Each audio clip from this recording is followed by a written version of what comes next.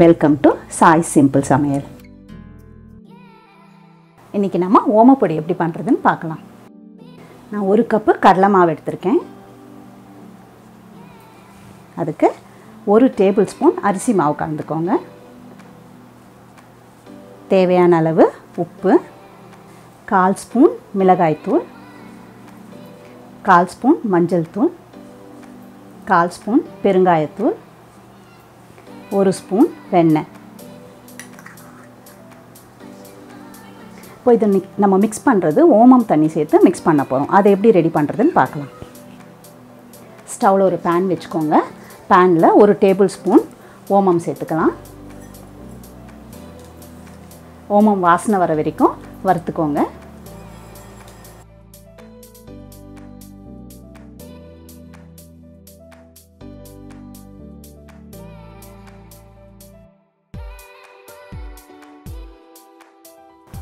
ஓமம் நல்லா வாசனை வர ஆரம்பிச்சிடுச்சு. இப்போ இதில் ஒரு 1/2 டம்ளர் தண்ணி சேர்த்துக்கோங்க. நல்லா கொதிக்கட்டும்.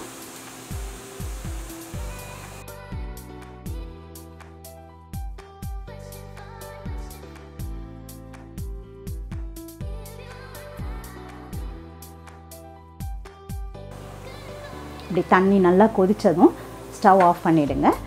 இது நல்லா ஆறின பிறகு இதை வடிகட்டி எடுத்துக்கலாம். நம்ம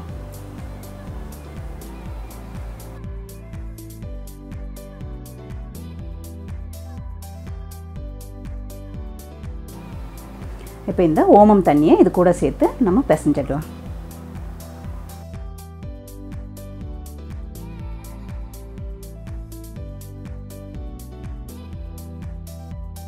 இதுக்கு மேலே தேவைப்படுற அளவு பச்சை தண்ணி சேர்த்து கொஞ்சம் கொஞ்சமாக சப்பாத்தி மாவு பதத்துக்கு பிசைஞ்சுக்கோங்க.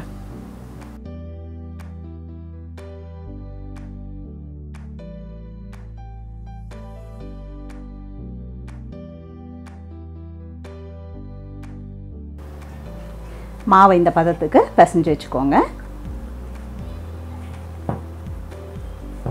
அடுத்ததாக ஸ்டவ்வில் ஒரு கடாயில் பொரிக்கிறதுக்காக எண்ணெய் சூடு பண்ணிக்கலாம். எண்ணெய் சூடாகிற நேரத்தில் முறுக்கச்சு எடுத்துக்கோங்க. இதுக்குள்ளே இப்போ முறுக்கச்சில் நம்ம உள்ளே லேசாக எண்ணெய் தடவிக்கலாம். தட்டிலையும் தடவிக்கோங்க.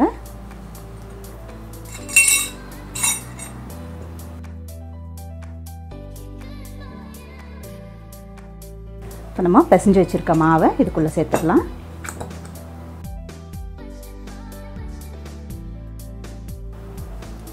எண்ணெய் சூடானதும் ஸ்டவ் ஃப்ளேமை லோவில் வச்சுக்கோங்க.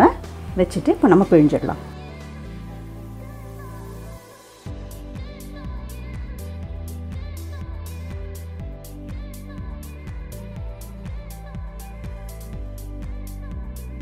பிழிஞ்சதுக்கப்புறமா ஃப்ளேமை மீடியம் லோவில் வச்சுக்கோங்க.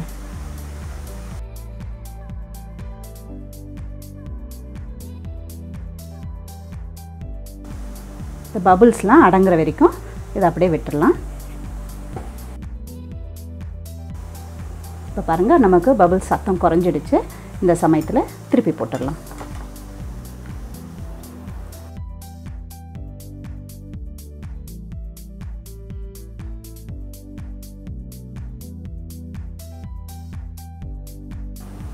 இப்போ திருப்பி போட்டதுக்கப்புறம் இப்போ பாருங்கள், பபுள்ஸ் சத்தம்லாம் குறைஞ்சிடுச்சு. இப்போ எடுத்துடலாம். ஓம்பொடி ரெடி ஆயிடுச்சுன்னு அர்த்தம்.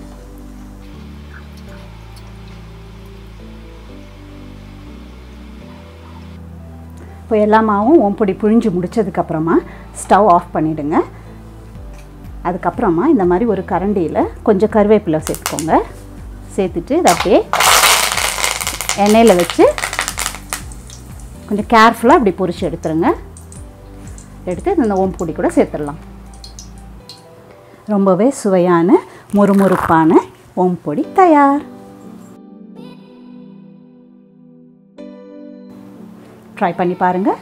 இந்த வீடியோ பிடிச்சிருந்தா லைக் பண்ணுங்கள், ஷேர் பண்ணுங்கள், சப்ஸ்கிரைப் பண்ணுங்கள். சிம்பிளாக சமைங்க, சுவையாக சாப்பிடுங்க.